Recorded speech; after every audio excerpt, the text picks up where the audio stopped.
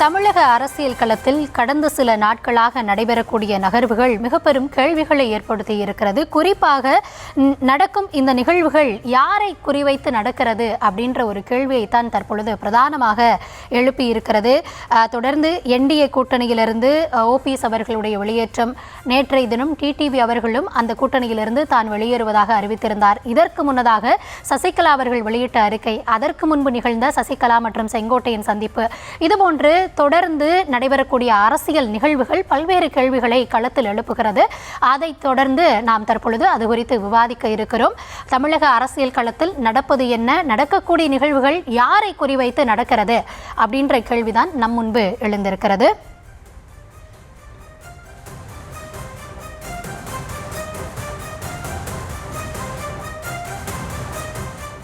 தொடர்ந்து செங்கோட்டையன் அவர்கள் 5ஆம் தேதி தான் மனமிட்டு பேச இருப்பதாக செய்தியாளர்கள் சந்திப்பில் பேசியிருந்தார். தொடர்ந்து அடுத்த நாளே டிடிவி அவர்கள் என்டிஏ கூட்டணியிலிருந்து தான் வெளியேறுவதாக அறிவித்திருந்தார். இப்படி தொடர்ந்து பல நிகழ்வுகள் நடந்து கொண்டே இருக்கிறது. இதற்கெல்லாம் பின்புலமா யாராவது இருக்காங்களா, இல்லை என்ன காரணத்தால இது போன்ற தொடர் நிகழ்வுகள் நடக்குது இப்படின்னு பல கேள்விகள் எழுகிறது. என்டிஏ கூட்டணியை பலப்படுத்த பாஜக தவறிவிட்டதா, இல்லைன்னா அதிமுக பாஜக இந்த கூட்டணியால இவர்கள் வெளியேறுகிறார்களா, பல கேள்விகள் நீடிக்கிறது. இது குறித்த விவரங்களோடு நம்முடைய செய்தியாளர் ராஜேஷ் இணைந்திருக்கிறார். அவரிடம் பேசலாம். ராஜேஷ், வணக்கம். தொடர்ச்சியாக பல பிரேக்கிங்கை கடந்த நாட்களில் நம்ம பார்த்துட்டே வரோம். ஒட்டுமொத்தமாக இந்த நிகழ்வுகளில் நமக்கு இருக்கக்கூடிய கேள்வி, இதெல்லாமே எந்த புள்ளியில் இணைக்கப்படுகிறது அப்படின்னு பார்க்கிறப்போ, சசிகலா அவர்களுடைய அறிக்கை, செங்கோட்டையன் மனம் திறந்து பேச இருக்கிறதா சொல்றது, ஓபிஎஸ் வெளியேற்றம், டிடிவி வெளியேற்றம், இதையெல்லாம் ஒற்றை புள்ளியில் இணைக்கிறது அதிமுக தலைமை நோக்கி அப்படின்ற ஒரு பார்வை முன்வைக்கப்படுகிறது. என்ன நடக்குது? கௌதமி, இந்த புள்ளிகளை எல்லாம் நாம் இணைத்து பார்க்கும்போது இது உண்மையிலேயே தங்களுக்கு மரியாதை கிடைக்காத காரணத்தால் சுயமரியாதையின் வெளிப்பாடாக அவர்கள் வெளியேறுகிறார்களா, அல்லது இது திட்டமிட்ட அரசியல் நாடகமா என்பது குறித்து அலச வேண்டிய ஒரு தேவை ஏற்பட்டிருக்கிறது. ஏனென்றால் சமீப நாட்களாக தமிழக அரசியல் களத்தில் நடைபெறக்கூடிய விஷயங்கள் ஒன்றோடு ஒன்று தொடர்புடையதாக இருக்கிறது.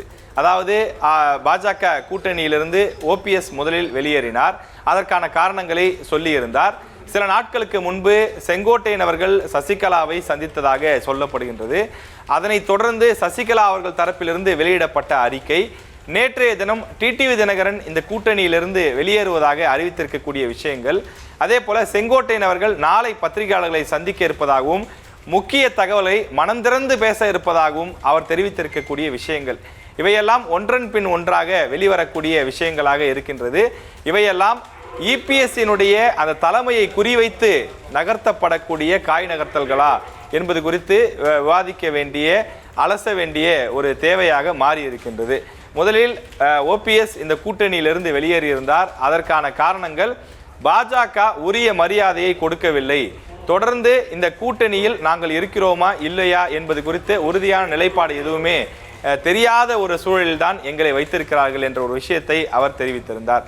அதனைத் தொடர்ந்துதான் பல்வேறு விஷயங்கள் நடைபெறுவதை நாம் பார்க்கின்றோம். குறிப்பாக டிடிவி தினகரனும் நேற்று துரோகத்தின் காரணமாகத்தான் இந்த கட்சியையே நான் ஆரம்பித்தேன், துரோகம் தொடர்ந்து நீடித்து கொண்டேதான் இருக்கின்றது என்று அவர் குறிப்பிட்டிருந்தார். எனவே ஒரு நீண்ட கால அஜெண்டாவின் அடிப்படையிலே தான் இந்த காய் நகர்த்தல்கள், இந்த அறிவிப்புகள் நடைபெறுகிறதா என்பது குறித்தெல்லாம் நாம் பேச வேண்டிய தேவை ஏற்பட்டிருக்கின்றது. கூட்டணி வெற்றிக்கு அதிமுக ஒன்றுபட வேண்டும், ஒன்றுபட்ட அதிமுக வேண்டும் என்பதுதான் இவர்கள் அனைவருடைய குரலாக இருக்கிறது. அதாவது ஓபிஎஸ் எடுத்துக்கொண்டாலும், டிடிவி தினகரன், சசிகலா, செங்கோட்டையன், இவர்கள் அனைவருமே ஒன்றுபட்ட அதிமுக வேண்டும்.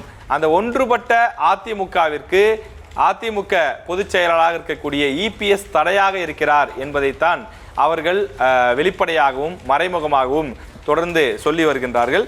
எனவே இது மறைமுகமாக இபிஎஸ்க்கு கொடுக்கப்படக்கூடிய ஒரு நெருக்கடியாக பார்க்க வேண்டிய சூழல் ஏற்பட்டிருக்கிறது. ஏற்கனவே கடந்த 2024 நாடாளுமன்ற தேர்தலின் போது அண்ணாமலை குறிப்பிட்டிருந்தார், இந்த நாடாளுமன்ற தேர்தல் முடிந்த பிறகு அதிமுக டிடிவி தினகரன் மற்றும் ஓபிஎஸ் உடைய கைக்கு வரும் என்று சொல்லியிருந்தார். எனவே அந்த இடத்தை நோக்கி நகர்த்துவதற்கான திட்டமிடல்களா என்றும் அலச வேண்டிய தேவை இருக்கின்றது. காரணம், அண்ணாமலை இவர்களை எல்லாம் அழைத்து வந்தார். அதாவது 2024 நாடாளுமன்ற தேர்தலின் போது ஓபிஎஸ் மற்றும் டிடிவி ஆகியோரை பாஜக கூட்டணிக்குள் அழைத்து வந்தார். தன்னுடைய நம்பிக்கைக்குரியவர்களாக அந்த இரண்டு தலைவர்களையும் வைத்திருந்த நிலையில் தன்னுடைய அதிகாரம் பறிக்கப்பட்டது மட்டுமில்லாமல் தன்னை நம்பி வந்தவர்கள் தற்போது நிர்கதியாக கூட்டணியினுடைய அந்த கை கொடுத்தல் இல்லாத ஒரு சூழ்நிலையில் அவர்கள் நிற்கக்கூடிய நிலை உருவாகி இருப்பதாக உணர்கின்றார். எனவே தன்னை நம்பி வந்தவர்களுக்கு ஏதாவது ஒரு ஏற்றத்தை கொடுக்க வேண்டும் என்ற அடிப்படையிலே அவரும் இதற்கு பின்னால் செயல்படுகிறாரா என்ற ஒரு விஷயமும் இதிலே பேசப்பட்டு வருகின்றது. எனவே சமீபத்தில் நடைபெற்று வரக்கூடிய அந்த நிகழ்வுகள் எல்லாம் இபிஎஸ்க்கு தரக்கூடிய ஒரு நெருக்கடியாகவும் இபிஎஸ்ஐ அதிமுக தலைமையிலிருந்து அகற்றினால் மட்டும்தான் அதிமுக பாஜக கூட்டணி வெற்றி பெறும் என்பது போன்ற ஒரு தோற்றத்தை உருவாக்க முயற்சி செய்கிறார்களா என்றும் பேச வேண்டிய, விவாதிக்க வேண்டிய, சிந்திக்க வேண்டிய ஒரு தேவை ஏற்பட்டிருக்கிறது. இபிஎஸ் இருக்கும் வரை தேசிய ஜனநாயக கூட்டணி வெற்றி பெறாது என்பது போன்ற ஒரு தோற்றத்தை உருவாக்க முயல்கிறார்கள். அதே போல அதிமுக தலைமையை மாற்றி ஒருங்கிணைந்த அதிமுகவை உருவாக்கினால்தான் இந்த கூட்டணியும் எடுபடும். வரக்கூடிய 2026 சட்டமன்ற தேர்தலில் அதிமுக பாஜக கூட்டணி ஒரு வெற்றி வாகை சூட முடியும் என்ற ரீதியிலும் ஓபிஎஸ் மற்றும் டிடிவி தினகரனை சார்ந்திருக்கக்கூடிய இரண்டாம் கட்ட தலைவர்கள் வெளிப்படையாகவே பேச தொடங்கி இருக்கிறார்கள். எனவே அந்த விமர்சனங்கள் உண்மையான விமர்சனங்கள் தானா அல்லது தனிப்பட்ட முன்விரோதம் காரணமாக பழிவாங்கல் நடவடிக்கையாக இந்த சந்தர்ப்பத்தை அவர்கள் பயன்படுத்திக் கொள்கிறார்களா என்ற விஷயமும் இருக்கிறது. ஏனென்றால் இது ஒரு நீண்ட கால அஜெண்டாவாக பார்க்கப்படுகிறது. 2017 நடைபெற்று வரக்கூடிய பல்வேறு அரசியல் மாற்றங்கள், குறிப்பாக அதிமுகவில் ஏற்பட்டிருக்கக்கூடிய பிளவுகள், விமர்சனங்கள், நீக்கல்கள், சேர்த்தல் ஆகியவற்றையெல்லாம் சேர்த்து பார்க்கும்போது இது ஒரு நீண்ட கால அஜெண்டாவா என்றும் கூட நாம் சிந்தித்து பார்க்க வேண்டிய தேவை இருக்கின்றது. ஓபிஎஸ், டிடிவி தினகரன் ஆகியோர் விலகுவதும், சசிகலா அவர்கள் வெளியிலிருந்து குரல் கொடுப்பதும், அதே போல செங்கோட்டையின் உள்ளே இருந்து புரட்சி செய்வதும், இது போன்ற விஷயங்கள் நாளுக்கு நாள் அதிமுகவில் இபிஎஸ்னுடைய தலைமையை சந்தேகப்படக்கூடிய வகையிலே அவருக்கு ஒரு புற அழுத்தமும் உள்ளிருந்து அழுத்தமும் தரக்கூடிய வகையிலான விஷயமாக மாறி இருக்கின்றது. எனவே இபிஎஸ்னுடைய தலைமையை மாற்றுவதற்கான ஒரு முயற்சியிலே இவர்களெல்லாம் சேர்ந்து ஈடுபடுகிறார்களா என்ற ஒரு விஷயமும் இருக்கின்றது. அதிமுகவை பாஜக விழுங்கிவிடும் என்ற அந்த விமர்சனத்தை உண்மையாக்குவதற்கு முயற்சி செய்கிறார்களா என்ற ஒரு தேவையும் இருக்கின்றது. தொடர்ந்து நடைபெற்று வரக்கூடிய இந்த கள விஷயங்கள் எல்லாம் திட்டமிட்ட ஒரு நாடகங்களா அல்லது உண்மையே காலத்தினுடைய கட்டாயம், எங்களுக்கு உரிய முக்கியத்துவம் இல்லாத இடத்தில் நாங்கள் எப்படி இருக்க முடியும் என்ற அடிப்படையிலே தான் இவர்கள் செல்கிறார்களா என்பதையும் பார்க்க வேண்டும். 3 பேர் வாய் திறந்து பேசியிருக்கின்றார்கள். 4வதாக செங்கோட்டையின் நாளைய தினம் பேச இருக்கின்றார். அவர் என்ன பேச போகிறார்? நேரடியாக இபிஎஸ் விமர்சனம் செய்கிறாரா அல்லது ஒன்றுபட்ட அதிமுக வேண்டும் என சொல்ல போகிறாரா அல்லது பாஜகவை திட்டப் போகின்றாரா? இது போன்ற விஷயங்களை பொறுத்தும் இன்னும் சில செங்கோட்டையன்கள் காத்திருக்கிறார்கள் என்றும் அரசியல் களத்திலே விமர்சனங்கள் முன்வைக்கப்படுகிறது. அதாவது ஒன்றுபட்ட அதிமுகவிற்கு தடையாக இருக்கக்கூடிய இபிஎஸ் மீது இன்னும் சில அதிமுக முன்னாள் அமைச்சர்கள் கோபத்தோடு இருக்கிறார்கள், வருத்தத்தோடு இருக்கிறார்கள் என்று சொல்கிறார்கள். எனவே அவர்களும் எதிர்காலத்திலே வாய் திறந்து பேசுவார்களா என்பதையெல்லாம் குறித்துதான் இந்த விஷயங்களில் இருக்கக்கூடிய உண்மைத்தன்மை தெரிய வரும். 2026க்கான தேர்தல் நெருங்கக்கூடிய சூழ்நிலையில் தொடர்ந்து அதிமுக கூட்டணியில் அதிமுகவிற்குள் இது போன்ற பிளவுகள் இருப்பது தொடர்ந்து இந்த கூட்டணியை பலவீனப்படுத்தும், அதிமுகவினுடைய எதிர்காலத்தை சிக்கலாக்கும் என்பதில் எந்த மாற்று கருத்தும் இல்லை. எனவே அனைவரையும் ஒன்றிணைக்க வேண்டும் என்பதுதான் பெரும்பான்மை அதிமுக தொண்டர்களுடைய ஒரு எதிர்பார்ப்பாக இருக்கின்றது.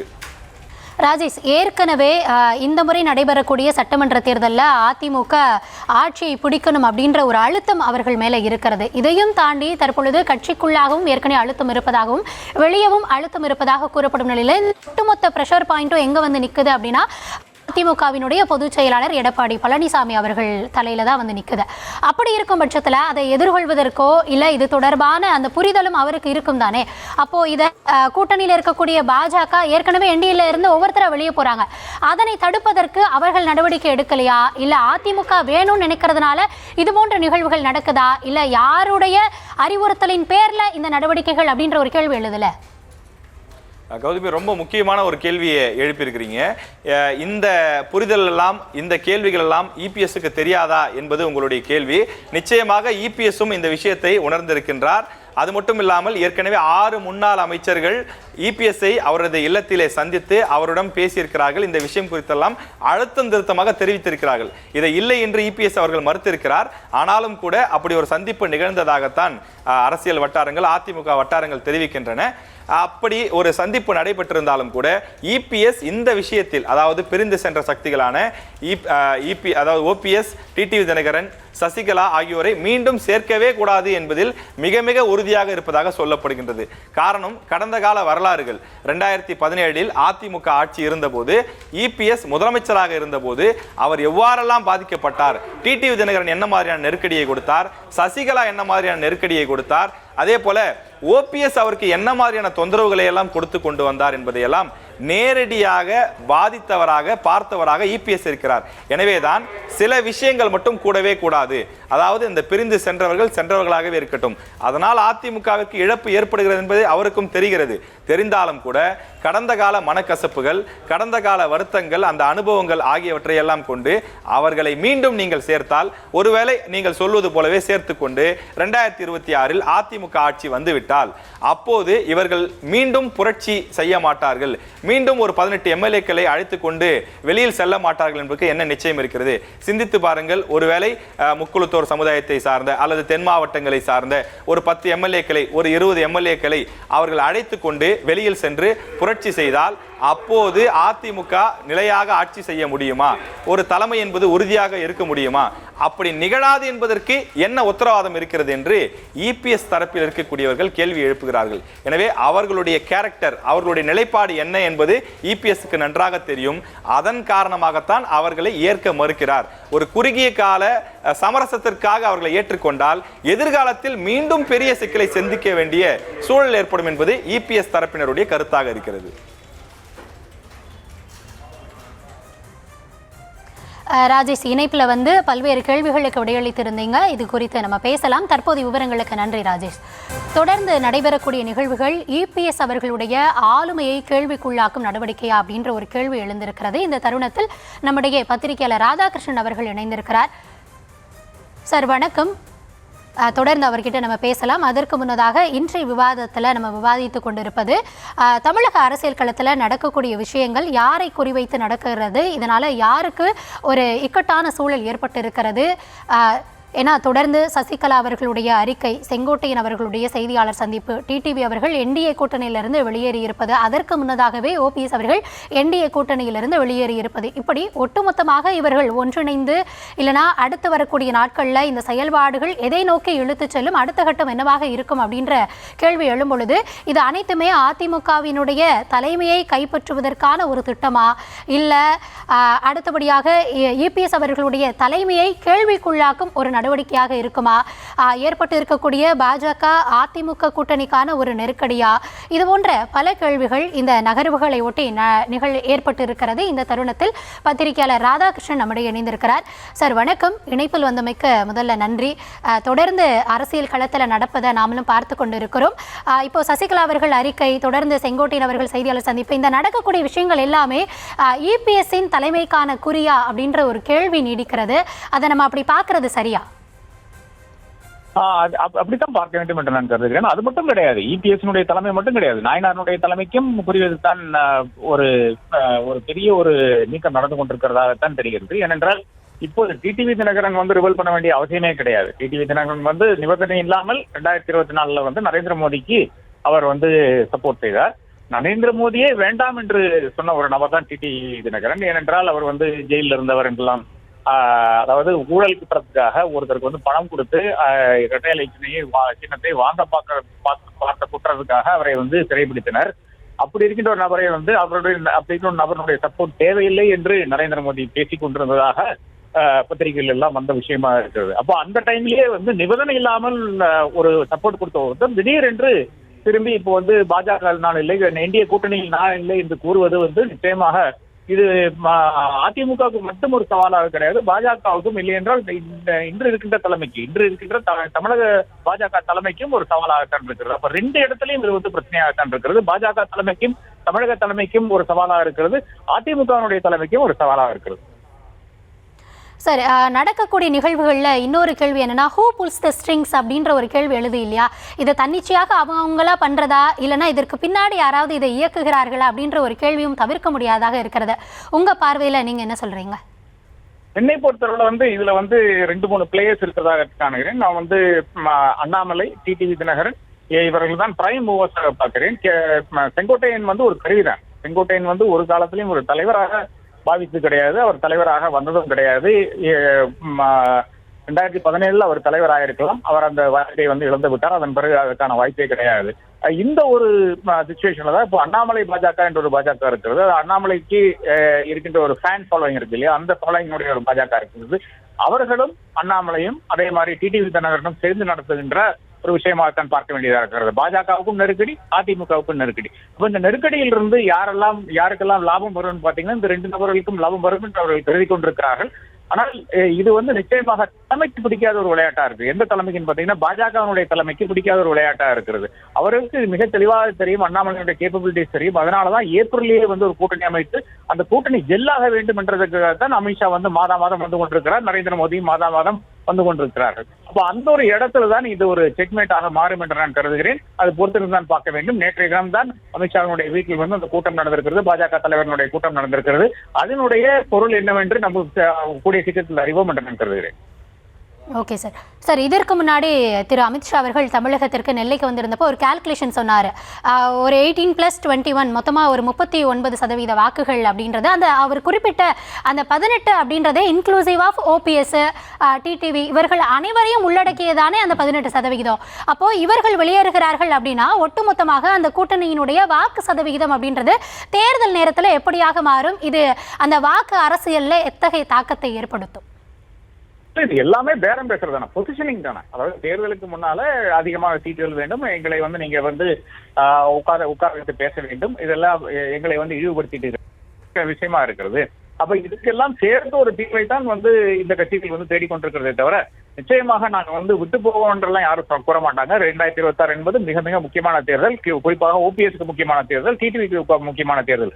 இந்த தேர்தலையும் அவர்களுக்கு ஒரு சீட்டோ அரை சீட்டோ வரலை என்றால் நிச்சயமாக அதன் பிறகு அப்படி கட்சி இருந்தே பிரயோஜனம் இல்லை என்றதான் என்னுடைய ஒரு அசஸ்மெண்டா இருக்கிறது. அப்படி இருக்கும்போது நிச்சயமாக ஒரு கூட்டணி இல்லைன்னா இன்னொரு கூட்டணியில் அவர் வந்து இடம் பிடித்துதான் ஆக வேண்டும். நிச்சயமாக விஜயனுடைய கூட்டணி என்பது பூனையாக ஒரு கூட்டணியாகத்தான் இன்று வரை மக்கள் வந்து கருதி கொண்டிருக்கிறார்கள். அப்படி ஒரு சிச்சுவேஷன்ல வந்து ஒன்னும் அதிமுக கூட்டணி இல்லைன்னா திமுக கூட்டணி, ஒரு டிடிவிக்கோ ஓபிஎஸ்க்கோ வந்து திமுக கூட்டணியில் போய் சேர இயலாத ஒரு சூழ்நிலையில் நிச்சயமாக பாக்கி இருக்கின்ற ஒரு சான்ஸ் என்று பாத்தீங்கன்னா அதிமுக கூட்டணி தான் இருக்கிறது. அப்போ இது எல்லாமே பேரம் பேசுவதனுடைய பாகமாகத்தான் நான் காண்கிறேன் தவிர எல்லாமே அப்படியே இருக்கின்ற அந்த எல்லா உறவுகளையும் அடுத்து விட்டு போகவும் என்ற அந்த ஒரு பணியில் இவர்கள் யாரும் பேசவில்லை. எல்லாருமே மையமாகத்தான் பேசுகிறார்கள் தவிர யாருமே கடும் சொல்களை இன்னும் ஏவவில்லை என்றதான் முக்கியமான விஷயமாக நான் காண்கிறேன்.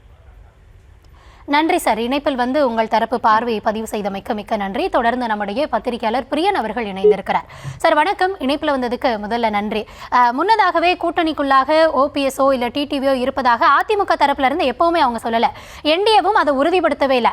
அப்படி இருக்கும் பொழுது தொடர்ந்து அவர்களை உள்ள விட்டா இபிஎஸ் அவர்களுடைய அந்த கட்சி பொறுப்பு இப்போ இருக்கக்கூட அந்த ஸ்திரத்தன்மை இருக்குமா அப்படின்ற ஒரு கேள்வி நீடித்தது. ஆனால் இப்போ என்ன ஆயிடுச்சு அப்படின்னா வெளியவே அவர்கள் செய்யக்கூடிய இது போன்ற நடவடிக்கைகளும் அவருடைய தலைமைக்கான ஒரு கேள்வியை தான் எழுப்பி இருப்பதாக பார்க்கப்படுகிறது. இது தொடர்பாக உங்கள் தரப்பு பார்வை என்ன? இல்ல, அதாவது என்டிஏல தினகரன் இருக்காரா இல்லையான்றதை வந்து ரெக்கக்னைஸ் பண்றதுக்கே வந்து பாஜகவும் ரெடியா இல்லை, அதிமுகவும் ரெடியா இல்லை. அதனால அவர் வந்து ஒரு சன்மானம் பாதிக்கப்பட்டு அவர் வந்து ஒரு முடிவு எடுத்துட்டாரு. தினகரன் நான் விலகி இருக்கேன், டிசம்பர்ல முடிவு பண்றேன்ட்டு. அதுக்கு ஒரு டைம் கொடுத்துருக்காரு, பாஜகவுக்கு ஒரு டைம் கொடுத்துருக்காரு. ஏன்னா எடப்பாடி என்ன கருதுறாருன்னா ஓபிஎஸ்ஓ தினகரனோ சசிகலாவோ ஏதோ ஒரு வகையில பலம் பெற்றுட்டா அது வந்து நம்மளுடைய அதிமுக நம்ம வகிக்கிற பொறுப்புக்கு வந்து ஆபத்தா போயிடுன்னு அவர் நினைக்கிறார். ஆனா அதே சமயம் அதிமுக வந்து சவுத்துல பலவீனமா இருக்கு, டெல்டால பலவீனமா இருக்கு, அதை பலப்படுத்தணும்ன்ற எண்ணம் அவருக்கு இல்ல. தன் பதவி போயிடுமேன்ற அந்த ஆங்கிலேயே பாக்குறதுனால இவங்க எல்லாம் போறதை பத்தி அவர் கவலைப்படுற மாதிரி தெரியல. அவங்க ஒற்றுமைக்கான ஒரு விஷயத்தையும் அவர் கணக்கில் எடுத்துக்கிற மாதிரி தெரியல இபிஎஸ். ஸோ இந்த சூழல்ல வந்து இப்ப நாளைக்கு செங்கோட்டையனும் அவர் வந்து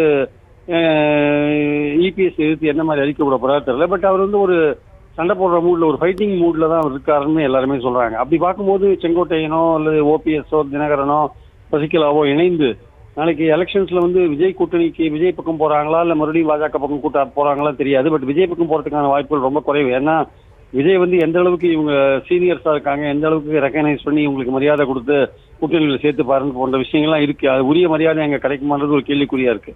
அதே சமயம் பாஜக மீண்டும் சமாதான முயற்சிகளை ஈடுபடுவாங்களான்றது பீகார் எலெக்ஷனுக்கு அப்புறம் தான் நமக்கு தெரிய வரும். ஸோ ஆனால் இதே நிலைமை கண்டினியூ ஆச்சு வச்சுக்கோங்க, நிச்சயமாக இந்த ஓபிஎஸும் சசிகலா தினகரன் போன்றவர்கள் செங்கோட்டையன் போன்றவர்கள் ஒன்றுபட்டு அதிமுக ஒற்றுமைக்கு விரும்பாத எடப்பாடிக்கு ஒரு அரசியல் ரீதியாக ஒரு பாடம் புகட்ட வேண்டும் என்ற ஒரு முயற்சியில் அவங்க இறங்குவாங்க. அப்படி இறங்கும் போது அதிமுகவை தோக்கடிக்கிற சக்தி யாருக்கு இருக்குன்னா திமுகவுக்கு மட்டுமே இருக்கிறத அவங்க பாக்குறாங்க. அப்படி இருக்கும்போது அந்த திமுக அதிமுக போட்டி போடுற தொகுதியில இவங்க வந்து ஒரு குழுவா போய் போட்டி போட்டு அதிமுகவுக்கு போற ஓட்டுக்களை குறைக்கிறதன் மூலமா அதிமுகவை தோல்வியடைய வைக்கிறது ஒரு முயற்சியில கூட அவங்க ஈடுபடுறதுக்கான வாய்ப்புகள் இருக்கு. அதிமுக தோல்வி அடைஞ்சாதான் இபிஎஸ் வழிக்கு வருவாரு. அந்த தோல்வியை அடைஞ்சாதான் அந்த கட்சியில வந்து ஒரு எதிர்ப்பு குரல் இன்னும் வலுக்கும். அப்பதான் இபிஎஸ் வந்து பதவி விட்டு போவார், இல்லை ஏதோ ஒரு முடிவு வரும், சமாதான முடிவு வரும்ன்ட்டு இவங்க நினைக்கிறாங்க. ஏன்னா எந்த விதமான முயற்சிகளுக்கும் இபிஎஸ் ஒத்துக்க மாட்டேன்றார். ஸோ அதனால கடைசியாக இந்த முயற்சியில் அவங்க இறங்கக்கூடிய வாய்ப்புகள் இருக்கு. இதுமே பொறுத்து இருந்தா பார்க்கலாம். அக்டோபர்ல பீகார் எலெக்ஷன் முடிஞ்ச பிறகு பாஜக சமாதான விஷயங்கள் ஏதாவது நடத்துறாங்களா இல்லையா, இல்லை வந்து கண்டுக்காத விட்டுறாங்களா, அவங்க கண்டுக்காத அதிமுக பலவீனமான நமக்கு என்ன வந்து நமக்கு 29 தேர்தல் தான் முக்கியம்னு நினைச்சு போறாங்களா? அப்படி போனாங்கன்னா இவங்க இபிஎஸ் நான் சொன்ன மாதிரி இவங்கெல்லாம் ஒன்றுபட்டு அதிமுகவை பல தொகுதிகளில், பாஜகவை இல்லை அதிமுகவை பல தொகுதிகளை தோற்கடிக்கிறதுக்கான முயற்சியில் இறங்கி இபிஎஸ்க்கு ஒரு பாடம் புகற்ற ஒரு விஷயத்துல அவங்க இறங்கக்கூடும் என்பதுதான் அவர்கள் வட்டாரத்தில் பேசப்படுற ஒரு செய்தியா இருக்கு ஆக்சுவலா. ஓகே சார், இதில் இன்னொரு கேள்வி நான் கேட்கணும்னு இருந்தேன். அதாவது பாஜகவுக்கு ஏற்கனவே இது ரசிக்கும்படியான நிகழ்வுகளாக இல்லை நடக்கிறது எல்லாம் அப்படின்றக்கப்போ அவங்க என்ன மாதிரியான ஆக்ஷன்ஸில் இருப்பாங்க அப்படின்றதுக்கு நீங்களே சொல்லிட்டீங்க. அக்டோபரை தாண்டி தான் அவங்க என்ன செய்வாங்கன்றதை பார்க்கணுன்னு. இன்னொரு பக்கம் நடக்கக்கூடிய இந்த நிகழ்வுகளில் வந்து திரு அண்ணாமலைக்கும் பங்கு இருக்கும் அப்படின்ற ஒரு பார்வையும் முன்வைக்கப்படுது. அவருக்கு இந்த நிகழ்வுகளால் என்ன ஆதாயம் இருக்கும்? அண்ணாமலையை பொறுத்த மட்டும் இந்த கடந்த 2 வருஷமா வந்து தமிழ்நாடு பாஜகவில் வந்து அவர் தனக்கென்ற ஒரு தனி இடத்தை பிடிச்சிருக்காருன்றதை நம்ம மறுக்கக்கூடாது. ஏன்னா அவருக்குன்னு ஒரு ஆதரவாளர்களை பிடிச்சி வச்சிருக்காரு. ஸோ அந்த ஆதரவாளர்கள் அவர் பக்கம் தொடர்ந்து இருப்பாங்களா இல்லையா, பாஜகவில் இருந்தாலும் இருப்பாங்களா இல்லையான்னு சொல்ல முடியாது. ஆனால் இப்போ என்னன்னா பாஜக மேலிடத்துக்கு வந்து அண்ணாமலை பற்றியே வந்து ஒரு சந்தேகம் வந்திருக்கு. இந்த அதிமுக பாஜக கூட்டணிக்கு அவர் முழுசாக ஒத்துழைப்பாரா மாட்டாரான்றது அவங்களுக்கு ஒரு சந்தேகம் வந்திருக்கு. அதனால தான் நேற்று நடந்த மீட்டிங்கில் கூட அமித்ஷா மீட்டிங்கில் அவர் கலந்துக்கல. ஏதோ ஒரு சமாதானம் திருமணங்கள் இருக்கு அப்படின்னு சமாதானம் சொல்றாரு. பட் அது வந்து ஏற்றுக்கொள்ளக்கூடிய ஒரு விஷயமா தெரியல. அண்ணாமலை இருக்கும்போது தான் வந்து தினகரன் இருந்தாரு, ஓபிஎஸ் தான் அந்த கூட்டணியில் இருந்தாங்க. ஸோ அப்படிலாம் இருக்கும்போது அண்ணாமலை வந்து அடுத்த கட்டமா வந்து அவர் பாஜகவை விட்டு போய் ஏதாவது ஒரு தனி அமைப்பு அந்த மாதிரி விஷயங்கள் ஏதாவது நினைக்கிறாரா இல்லையான்றது இப்போ சொல்றது வந்து ரொம்ப ஏர்லியா இருக்கும். ஆனால் அவருக்கும் பாஜக தலைமைக்குமான அல்லது உள்ளூர் பாஜகவுக்கும் அவருக்குமான உறவு என்பது கொஞ்சம் அதுல வந்து கொஞ்சம் சிக்கல் வந்திருக்குன்றதான் என்னுடைய கருத்து. இந்த சிக்கல் வந்து மேலும் சிக்கலாகுமா இல்லை அது சிக்கலை தீர்ப்பார்களா என்பது வரப்போற நாட்கள்ல தெரியும். ஸோ ஆனால் அண்ணாமலையை பொறுத்த மட்டும் அவர் வந்து அதிமுக பாஜக கூட்டணிக்கு முழு மனதோட ஒத்துழைப்பு கொடுப்பாரா என்ற ஒரு சந்தேகம் பாஜக மேலிடத்துக்கு வந்திருக்கிறதுனால அந்த சந்தேகத்தோடையே அண்ணாமலை வந்து பாஜகவில் மேலும் தொடர்வது என்பது அது குழப்பத்துக்கு வழிவகுக்கும்னு மேலிடம் கருதுகிறது. அதனாலதான் வந்து அமித்ஷா அவர்கள் வந்து தமிழ்நாட்டில் அண்ணாமலை போட்டி போட வேண்டாம், அவரை வந்து நாங்கள் டெல்லிக்கு கூட்டின்னு போயிடுறோம், அங்க அவருக்கு வேற ஏதாவது போஸ்டிங் கொடுத்து வேற ஏதாவது மாநிலங்களை அவரை கவனிக்கிற மாதிரி பண்றோன்ற மாதிரி நேற்று அவர் பேசியிருக்காரு. ஸோ இந்த விஷயங்கள்லாம் அண்ணாமலைக்கு ஏற்புடைய ஒரு விஷயங்களா கிடையாது.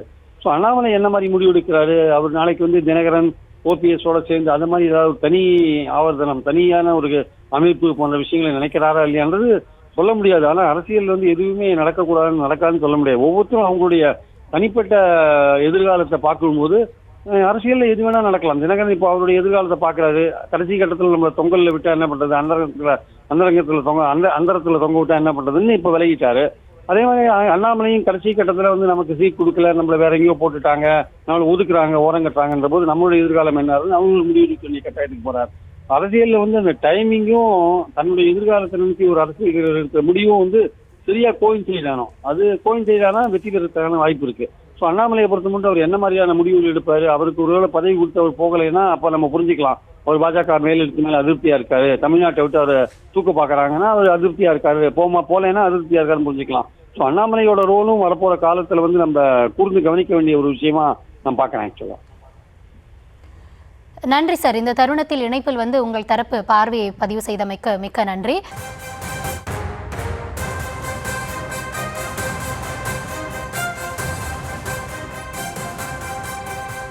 தொடர்ந்து தமிழகத்தில் அண்மை காலங்களில் அரசியல் ரீதியாக பல்வேறு நிகழ்வுகள் அதில் என்னெல்லாம் நடந்திருக்கு, இதில் யாருக்கு பாதக இல்லைனா யாருக்கு சாதகமாக இருக்கும் அப்படின்றத பேசிட்டு இருக்கோம். இந்த தருணத்தில் பத்திரிகையாளர் சுவாமிநாதன் அவர்கள் நம்முடைய இணைந்திருக்கிறார். சார் வணக்கம், இணைப்பில் வந்ததுக்கு முதல்ல நன்றி. தொடர்ந்து நிகழ்வுகளை நீங்களும் பார்த்து கொண்டிருப்பீர்கள். இதில் ஒரு பக்கம் என்ன பார்வை முன்வைக்கப்படுகிறது அப்படின்னா, ஓபிஎஸ், டிடிவி, சசிகலா, செங்கோட்டையன் இவர்கள் எல்லாமே ஒன்றிணைந்து இருப்பது இல்லைனா இவர்களுடைய செயல்பாடுகள் பாஜகவிற்கு விரும்பப்படும்படியாக இல்லை அப்படின்னாலும் கூட இன்னொரு பார்வையாக பாஜக அதிமுக எந்த அளவிற்கு பலவீனப்படுகிறதோ படட்டும், நமக்கு 26 முக்கியம் இல்ல 29 தான் முக்கியம் அப்படின்ற ஒரு மனநிலையில இருந்தாலும் இருக்கலாம் அப்படின்னு சொல்றாங்க. இப்ப கூட்டணி பாஜக அதிமுக வெற்றி பெறணும், இந்த பார்வையெல்லாம் ஒவ்வொன்றாக பார்க்கும் பொழுது பாஜக அந்த மனநிலையில இருப்பாங்களா? நிச்சயமாக. ஏற்கனவே பாஜக எங்களுக்கு இலக்கு நாடாளுமன்ற தேர்தல் தான், 2029 நாடாளுமன்ற தேர்தல் தான் எங்கள் இலக்கு அப்படிங்கிறத பல முறை சொல்லியிருக்காங்க. இருந்தாலும் அவர்களுடைய இலக்கு ஏற்கனவே நயினார் நாகேந்திரன் அவர்கள் ஒரு முறை செய்தியாளர்கள்கிட்டே தெளிவுபடுத்தியிருந்தார். என்னுடைய பயணம் எல்லாம் சட்டமன்ற உறுப்பினர்களை அதிகமான எண்ணிக்கையில கோட்டைக்குள்ள கூட்டிட்டு போறதுதான் அப்படின்னு சொல்லியிருந்தாரு. அதனால இந்த பிரச்சனையை பாஜக பாராமுகமா இருப்பாங்க அப்படிங்கிறதுல எனக்கு உடன்பாடு இல்லை. ஏன்னா பாஜக விரும்புது தொடர்ச்சியா. அவர்கள் என்ன நினைக்கிறாங்கன்னா, இந்த அதிமுகவுடைய அணிகள் எல்லாம் ஒண்ணு சேர்ந்தாதான் இந்த கூட்டணிக்கு ஒரு பலம் கிடைக்கும் அப்படின்னு நம்புறாங்க. ஆனா இதுல பாஜக என்ன பண்றாங்கன்னா, ஒவ்வொரு தேர்தலையும் அவங்க ஒரு நிலைப்பாடு எடுக்கிறாங்க. இந்த தேர்தலில் யார் நமக்கு முக்கியம். ஒரு சின்ன உதாரணம் பாத்தீங்கன்னா, நீங்க கடந்த காலங்கள்ல பாத்தீங்கன்னா புதிய தமிழர் கிருஷ்ணசாமி அவர்கள் தொடர்ச்சியா அவர் பாஜக ஆதரவு நிலைப்பாட்டுல இருந்தாரு. ஆனா ஒரு கட்டத்துல அவரை கைவிட்டாங்க, ஜான் பாண்டியனை அணைச்சுக்கிட்டாங்க. ஏன்னா அவருக்கு ஓட்டு அடிப்படையில அவர் அந்த பகுதியில கிருஷ்ணசாமியோட கொஞ்சம் கூடுதல் ஓட்டு வைத்திருக்கிறார் அப்படிங்கிற அடிப்படையில அவரை அணைச்சுக்கிட்டாங்க. அதே மாதிரி பாத்தீங்கன்னா 2024 பாராளுமன்ற தேர்தலில் அதிமுக அவர்கள் கூட்டணிக்கு வரல. அந்த நேரத்துல பாஜகவினுடைய வாக்கு சதவீதத்தை உயர்த்துவதற்காக டிடிவி தினகரன் அவர்களையோ பன்னீர்செல்வம் அவர்களையோ பயன்படுத்திக்கிச்சு பாஜக. அதே நேரத்துல ஒரு சட்டமன்ற தேர்தல் என்று வருகிற பொழுது அதிமுக ஒரு 5 மாதங்களுக்கு முன்பு இவர்களோட ஒரு கூட்டணி அமைக்குது. அப்ப பாஜக என்ன நிலைப்பாடு எடுக்குதுன்னா, இப்போதைக்கு நமக்கு பெரிய கூட்டணினா எடப்பாடி பழனிசாமி தலைமையில் இருக்கிற அதிமுக தான் 20% ஓட்டை காட்டியிருக்காங்க. சோ இவர்களோடு முதல்ல இணைந்து கொள்வோம், இன்னும் தேர்தலுக்கு காலம் இருக்கு, 7-8 மாதங்கள் இருக்கு, படிப்படியாக இவர்களை சமரசப்படுத்தலாம் அப்படிங்கிற முயற்சியா தான் அவங்க முன்னெடுத்திருப்பாங்க. பட் ஆனா அதனால பாஜகவால் அது எளிதில கைகூடுற விஷயமா இல்ல. இன்னொன்று இதுல எடப்பாடி பழனிசாமி அவர்களுடைய ஒரு பிடிவாதத்தையும் நான் இதுல பாக்குறேன். தொடர்ச்சியா அவர்கள் பல கட்டங்கள்ல பிரதமர் இங்கு வருகிற பொழுது பன்னீர்செல்வம் அவர்கள் சந்திக்க வேண்டும் என்று கேட்கிறார். பகிரங்கமா தான் எழுதின கடிதத்தை வெளியில கசிய விடுறாங்க. நயினார் நாகேந்திரன் அவர்களுக்கு தான் எழுதிய வாட்ஸ்அப் பண்ண அந்த மெசேஜ் பண்ணத எல்லாத்தையுமே அவர் பொது வெளியில காட்டுறாரு. டிடிவி தினகரன் அவர்களும் தொடர்ச்சியா இது போன்ற விஷயங்களால உதாசீனப்படுத்தப்படுறாரு. அண்மையில கடந்த 30ஆம் தேதி நடந்த மூப்பனார் அவர்களுடைய விழா தொடங்கி பல விஷயங்கள் நடக்குது. சோ இது பாஜக கைமீறி தான் இப்ப இந்த சம்பவங்கள் நடந்துட்டு இருக்கு. இருந்தாலும் பாஜக இதை இன்னும் 7 மாதங்கள் இருக்கு, எடப்பாடி பழனிசாமி அவர்களுக்கும் ஒரு கார்னர் பண்றதுக்கு நம்ம ஒரு ஆயுதமா இதை வச்சிருக்கலாம்னு அவங்க நினைத்துக் கொள்வதற்கான ஒரு வாய்ப்பு இருக்கலாம். ஏன்னா இன்னைக்கு பாஜகவை விட இவர்கள் அணியில் இருக்கிறது யாருக்கு முக்கியம்னா அதிமுகவுக்கு தான் முக்கியம். ஏன்னா எடப்பாடி பழனிசாமி அவர்கள் கிட்டத்தட்ட பரப்புரை போய்கிட்டே இருக்காரு. ஒவ்வொரு தொகுதியிலையும் பல லட்சங்கள் செலவு பண்றாங்க. சோ அவருக்கு அந்த பயணம் முதல்ல ஒரு வெற்றி பயணமா அமையணும்னாலே தென் மாவட்டங்களுக்கு ரொம்ப குறிப்பா ஓபிஎஸ் டிடிவி போன்றவர்கள் இருக்கணும். இருந்தாதான் அது அவருக்கு பலம் சேர்க்கும். இல்லைன்னா அவங்க ஒரு ஸ்பாய்லரா இருப்பாங்க. நீங்க பாக்கலாம், கடந்த சட்டமன்ற தேர்தலில் டிடிவி தினகரன் அவர்களுடைய அமமுக ஒரு 21 தொகுதிகள்ல அதிமுக கூட்டணியோட வெற்றி வாய்ப்பை பறிச்சாங்க. அந்த மாதிரி நடக்காம இருக்கணும் அப்படின்னு இப்ப அதிமுக தரப்பும் கொஞ்சம் சுதாகரிக்க வேண்டிய தேவை இருக்கிறதா தான் நான் பாக்குறேன்.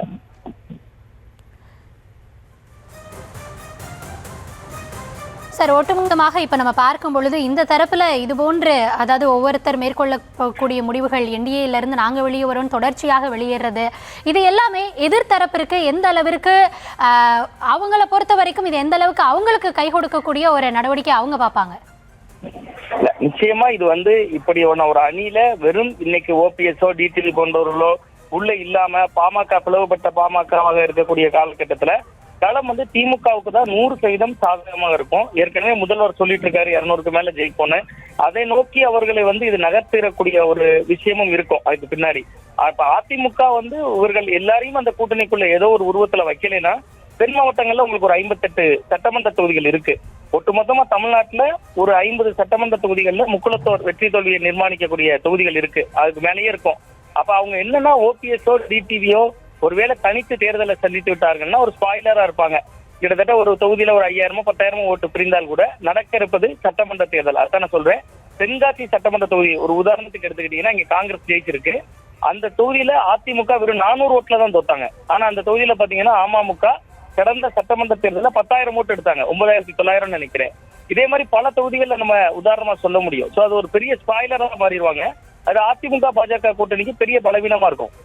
அதே நேரத்துல இவங்க ஸ்பாய்லரா இல்லாம விஜய் போன்றவர்களோடு கைகோர்த்துட்டாங்கன்னா ஓபிஎஸ் டிடிவி விஜய் அப்படிங்கிறது போன்ற ஒரு தோற்றம் உருவாயிருச்சுன்னா இவர்கள் சமூக ஓட்டையும் வாங்க முடியும். பொதுவெளியில பறந்துபட்டு இருக்கக்கூடிய மாற்று சமூகம் மாற்று மதம் எல்லாம் விஜய்க்கு இருக்கக்கூடிய ஒரு பேச்சு வேல்யூ எல்லாம் சேர்ந்து ஒரு ஓட்டா மாறும்போது அவர்கள் கடும் நெருக்கடியா அதிமுகவுக்கே கொடுக்குற இடத்துக்கு நகர்ந்துருவாங்க. இப்ப இது ஒரு பிளவுபட்டு இப்படித்தான் தேர்தலை சந்திப்பார்கள்னா களம் திமுகவுக்கு தான் சாதகமாக இருக்கு. நன்றி சார். இந்த தருணத்தில் இணைப்பில் உங்கள் தரப்பு பார்வையை பகிர்ந்தமைக்க நன்றி.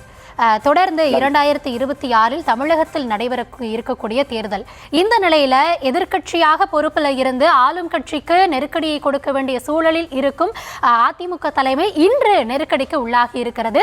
தொடர்ந்து அரசியல் களத்தில் நடைபெறக்கூடிய நிகழ்வுகள் அதிமுக தலைமைக்கு தான் நெருக்கடியை ஏற்படுத்தி இருக்கிறது.